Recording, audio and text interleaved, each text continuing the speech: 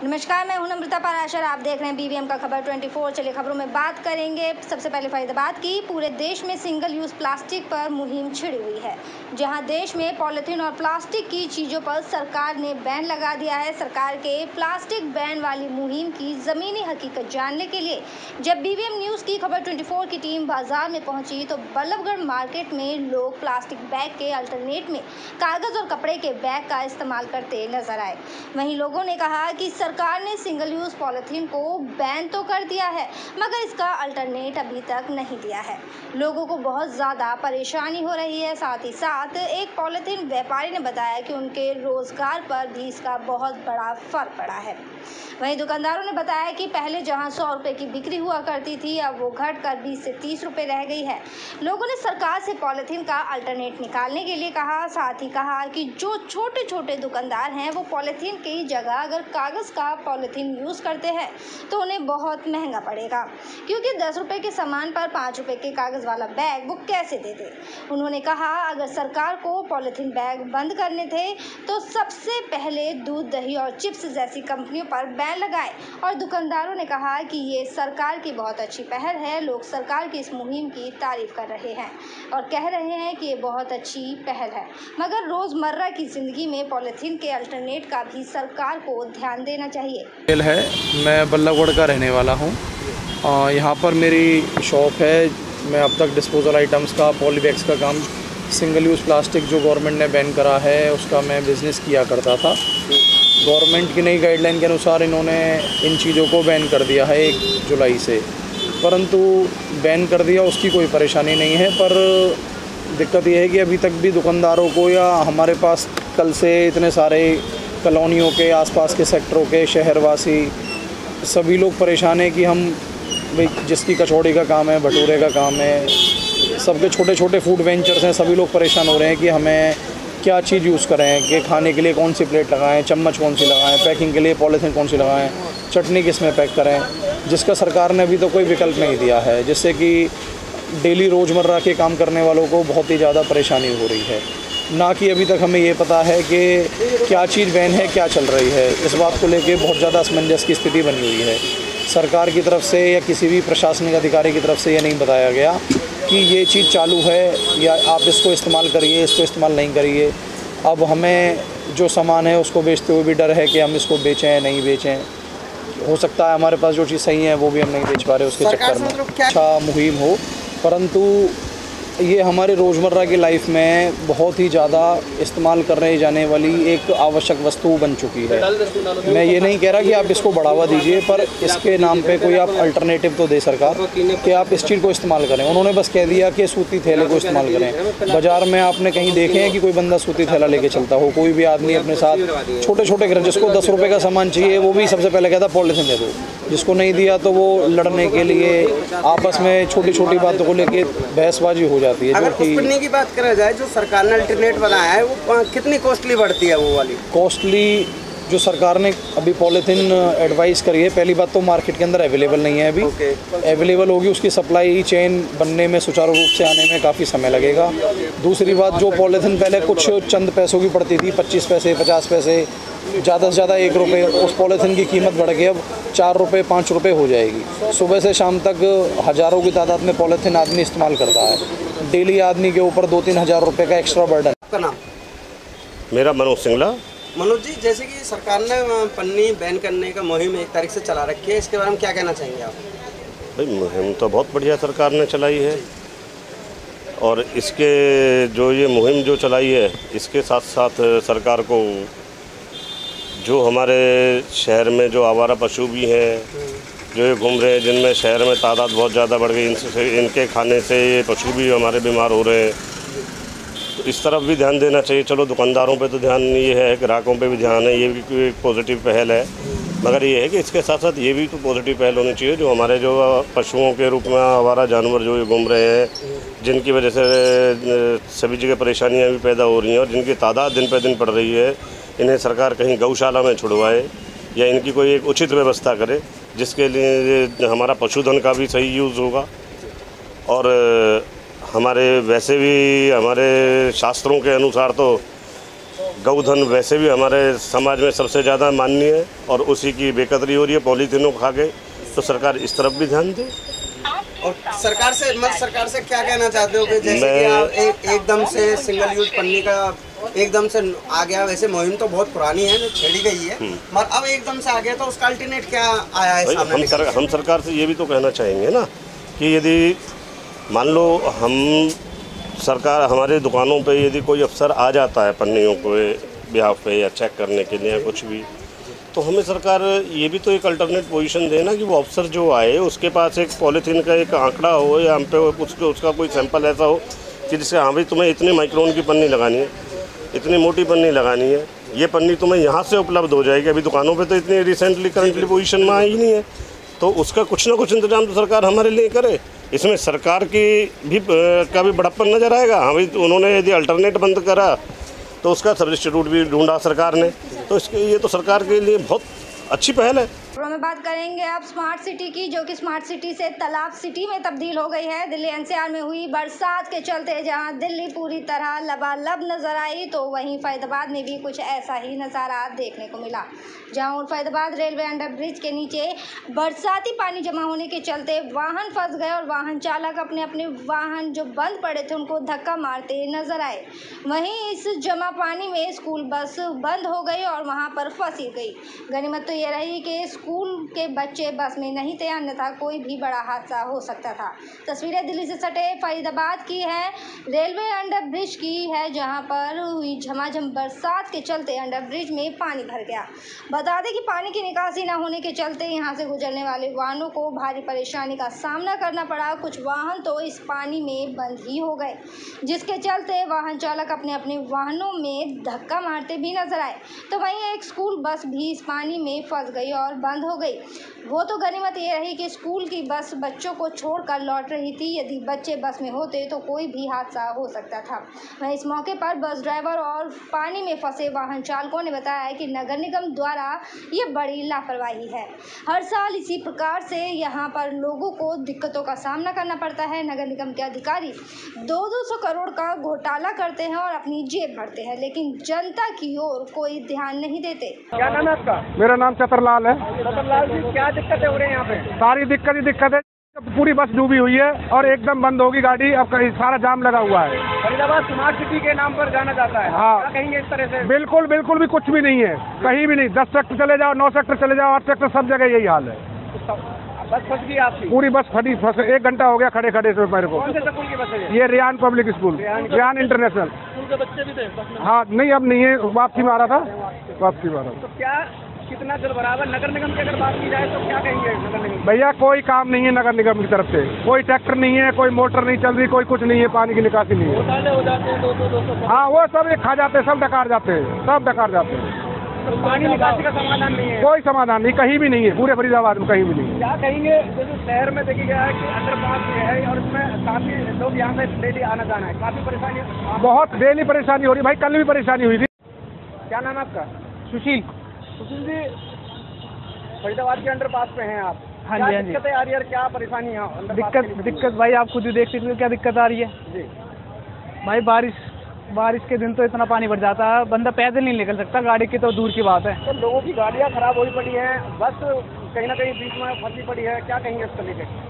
अब देखो, हम तो कुछ कर नहीं सकते, गवर्नमेंट का हाल अब देख ही सकते हो आप खुद देख लो, वीडियो में दिखाओ, बस इतनी फंसी पड़ी है। किसकी लापरवाही मानते हो इस तरह से जो जलभराव बना पड़ा है? किस कारण से बना पड़ा है? पानी की निकासी नहीं है, क्या वजह? एक तो ये यहाँ पर मेंटेनेंस ही खराब है, ये रोड का वगैरह का सारा जो पुल वगैरह जो बना रखा है, तो पानी की निकासी प्रॉपर नहीं है? प्रॉपर नहीं है। हाँ, ये पानी यहाँ से निकलेगा नहीं तो फिर तो क्या कहना चाहेंगे प्रशासन के लिए? क्या कहना चाहेंगे जिस तरह से लोगों की गाड़ी खराब हो रही है, क्या कहेंगे? प्रशासन से तो ये कहूँगा सर, जहाँ से जितना जल्दी हो सके ये ठीक कराएं, जिससे लोगों को परेशानी ना हो आगे। चलिए खबरों में बात करेंगे पलवल की। पलवल के दुर्गापुर गांव में प्रेम प्रसंग का विरोध करने पर एक पति ने अपनी ही पत्नी की गोली मारकर हत्या कर दी। मृतका के बेटे की शिकायत पर पुलिस ने पति व उसकी प्रेमिका के बेटे और बेटी के खिलाफ हत्या सहित विभिन्न धाराओं में केस दर्ज कर कार्यवाही शुरू कर दी है। सदर थाना प्रभारी अनिल कुमार ने बताया कि दुर्गापुर गाँव निवासी जितेंद्र पांचाल पुत्र जगदीश पांचाल ने दी शिकायत में कहा कि उसके पिता के पलवल की एक कॉलोनी के रहने वाले वाली महिला से अवैध संबंध है। पीड़िता का आरोप है कि उक्त महिला व उसकी बेटी और बेटा कई बार उनके घर आए और उनकी मां के साथ झगड़ा भी किया। पीड़ित का आरोप है कि उसके पिता जगदीश उक्त महिला के साथ एक सप्ताह घूमने के बाद शुक्रवार की देर रात घर आए और पीड़ित का आरोप है कि आते ही उसके पिता ने उसकी मां राजेश के साथ गाली गलौज शुरू कर दी और मारपीट करने लगा। जब तक वे कुछ समझ पाते, पिता ने अपनी लाइसेंसी रिवॉल्वर जेब से निकाली और पत्नी की पेट में गोली मार दी। गोली लगने से उसकी मां जमीन पर लेट गई और वो अपने 2 भाइयों की मदद से अपनी मां को तुरंत उपचार के लिए पलवल के निजी अस्पताल में लेकर पहुंचा, लेकिन उपचार के दौरान उसकी मां ने दम तोड़ दिया। ये दुर्गापुर गांव का मसला है, जिसमें जो आरोपित है जगदीश, उसने अपनी जो घरवाली है उसका गोली मार के उसका मर्डर कर दिया।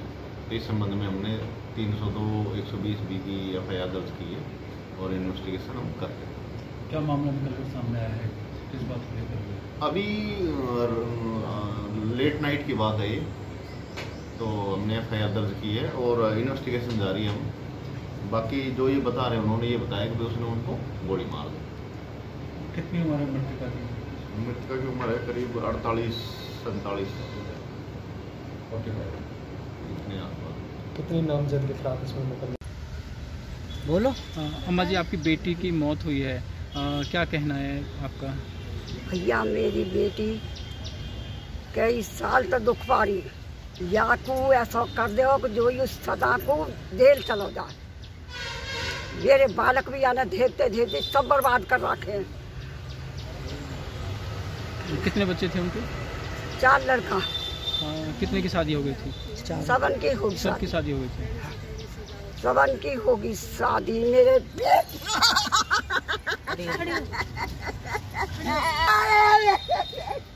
चलिए खबरों में बात करेंगे अब पलवल में बढ़ते क्राइम ग्राफ के बारे में। पलवल की न्यू कॉलोनी में लाखों रुपए से भरे ATM को उखाड़ कर ले जाने वाले 2 और इनामी आरोपी को अपराध जांच शाखा पुलिस ने गिरफ्तार कर लिया है। 5 आरोपियों को पुलिस पहले ही गिरफ्तार कर चुकी है। बाकी 3 आरोपी अभी फरार है, जिनकी गिरफ्तारी के लिए लगातार प्रयास जारी है।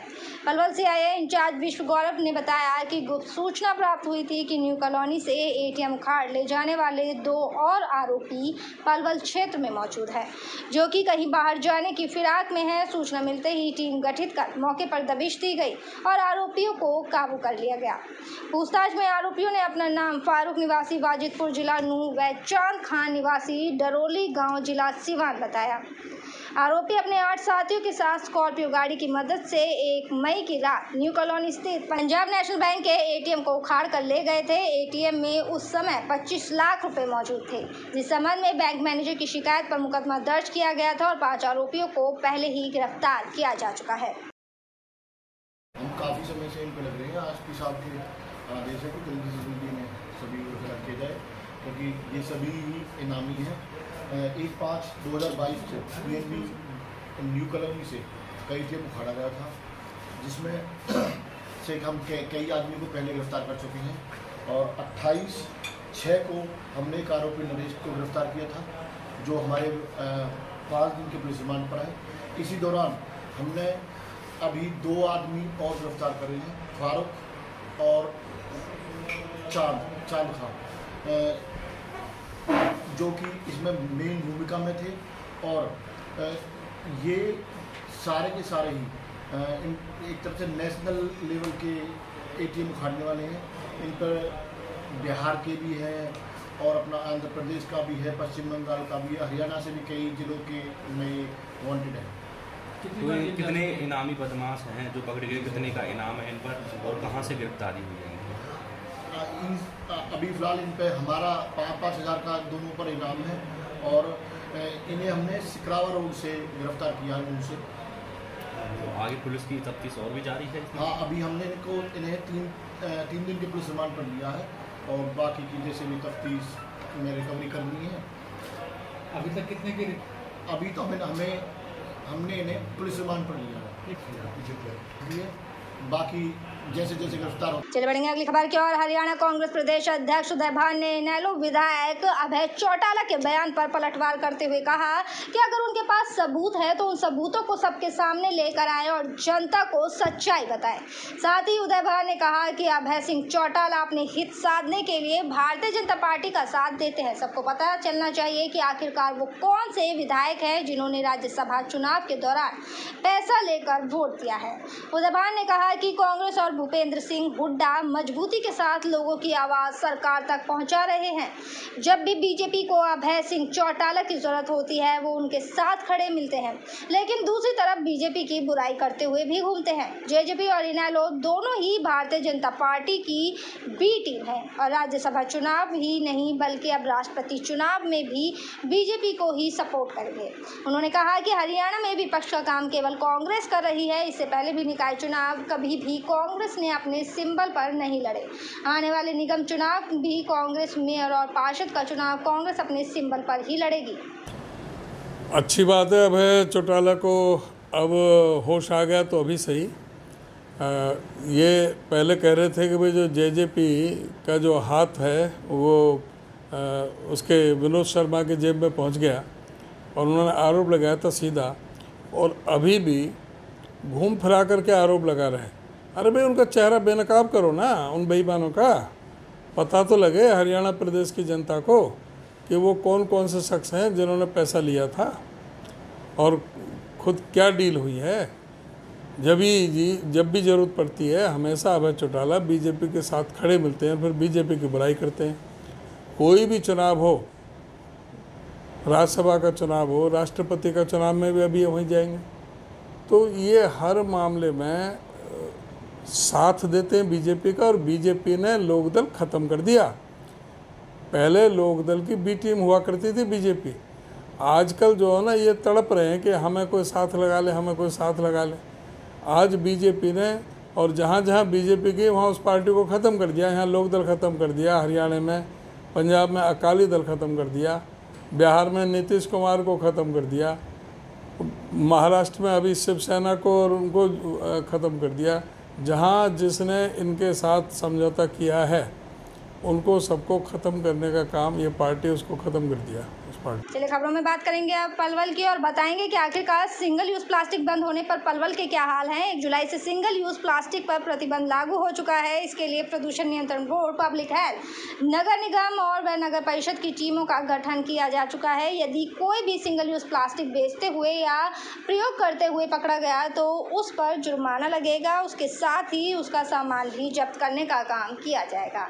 इसके साथ ही सामान से जुड़े दुकानदार के माथे पर चिंता की लकीरें दिखाई देने लगी है। पिछले करीब 1 महीने से सिंगल यूज प्लास्टिक के प्रयोग न करने के बारे में जिला प्रशासन, नगर परिषद व प्रदूषण नियंत्रण बोर्ड द्वारा विभिन्न गतिविधियों के माध्यम से लोगों को जागरूक करने का काम किया जा रहा है।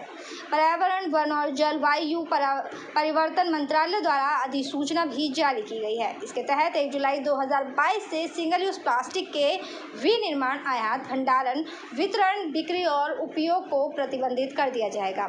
जारी निर्देश के अनुसार सिंगल यूज प्लास्टिक के साथ प्लास्टिक स्टिक के साथ ईयरबड्स, गुब्बारे के लिए plastic balls, plastic sticks, candy sticks, ice cream की स्टिक्स, सजावट के लिए थर्माकोल, प्लेट, कप, ग्लास, कटोरी, माइक्रोन से कम मोटाई के प्लास्टिक या पीवीआर बैनर व स्टिकर पर प्रतिबंध लगाया गया है। नगर परिषद कार्यकारी अधिकारी मनोज यादव ने सभी लोगों और दुकानदारों से आह्वान किया है कि वे सिंगल यूज प्लास्टिक का प्रयोग न करें। उन्होंने बताया कि टीमें गठित कर दी गई हैं। निर्देश की पालना न करने वाले दुकानदारों पर जुर्माना व कानूनी प्रक्रिया अमल में लाई जाएगी। पॉलीथीन पे प्रतिबंध को लेके जिला प्रशासन और सरकार ने जो आदेश दिए हैं उसे लेके क्या आदेश आपको मिले हैं, क्या निर्देश? आम पब्लिक की जानकारी में अभी तक किसी किस्म का कोई भी जो ऐसा आदेश पब्लिक में या दुकानदारों को नहीं मिला कि भैया आपने कौन सी चीज़ रखनी है, कौन सी चीज़ नहीं रखनी। और सिर्फ ये पता है कि भाई यूज एंड थ्रो का जो भी मटीरियल है उसको जो है 1 तारीख के बाद जो है इस बात पे गवर्नमेंट ने रोक लगा रखी है। लेकिन उसके बावजूद अगर वो नहीं वो करेंगे तो उसके अल्टरनेट में जो है कौन सा मटेरियल इस्तेमाल करना है या कौन सी चीज़ है वो कहाँ से अवेलेबल होगी उसके बारे में किसी प्रशासन ने भी और किसी ने भी कोई किसी प्रकार की जानकारी नहीं दी है। तो अभी जो सामान आपके पास पहले से रखा है उसे लेके क्या कोई चिंता है? चिंता की तो बात यह है कि या तो भाई पहले से वो पहले इन्होंने चुनाव की वजह से वो कर दिया है भाई पहली जुलाई का। अब ये तो है नहीं कि दुकानदार बिल्कुल खाली बैठा हुआ है, थोड़ा बहुत सामान तो हर एक के पास है। अगर गवर्नमेंट की तरफ से या प्रशासन की तरफ से थोड़ी छूट मिलती है भाई 10 दिन 15 दिन 20 दिन जो भी है भाई उसका निपटारा कर दो ठीक है, नहीं है तो वो फिर दूसरे रूप में लेंगे। निकालना तो है नहीं, कोई भी दुकानदार जो है ये कहे कि भाई हम इसको जो है फेंक देंगे या वो कर देंगे, वो दूसरे रूप में इस्तेमाल करेंगे। सबसे बेहतर ये है कि प्रशासन को ये चाहिए कि वो जो है कुछ ऐसा समय दे दे भाई इस समय तक जो भी आपके पास ये है और जो आगे आने वाले समय में हमने जो मटीरियल इस्तेमाल करना है उसकी क्वालिटी क्वांटिटी या किस प्रकार का यूज इस्तेमाल करना है उसके बारे में हमें जो है जानकारी दें ताकि हम उसी के अनुसार जो है आगे का कार्यक्रम बनाएं। इन निर्देशों के बाद क्या दुकानदारी में कोई फर्क पड़ा है? कस्टमर पहले से कम आ रहा हो? फर्क तो कोरोना के बाद तो इतना पड़ा है कि रुपए में 4 आने भी काम नहीं है। नहीं, प्लास्टिक पे बैन के बाद क्या कुछ फर्क पड़ा है दुकानदारी में? दुकानदारों के पास जब पीछे से जो माल अगर मिल जाता था आसानी से तो बेच देते थे, अब पीछे से अगर नहीं मिलेगा तो दुकानदार क्या बेचेगा उसको? तो क्या मानना है, क्या आसान तरीका है इस पे प्रतिबंध लगाने को लेके? प्रतिबंध लगाओ इसमें कोई, लेकिन उसका अल्टरनेट भी तो कोई मिलना चाहिए ना भाई।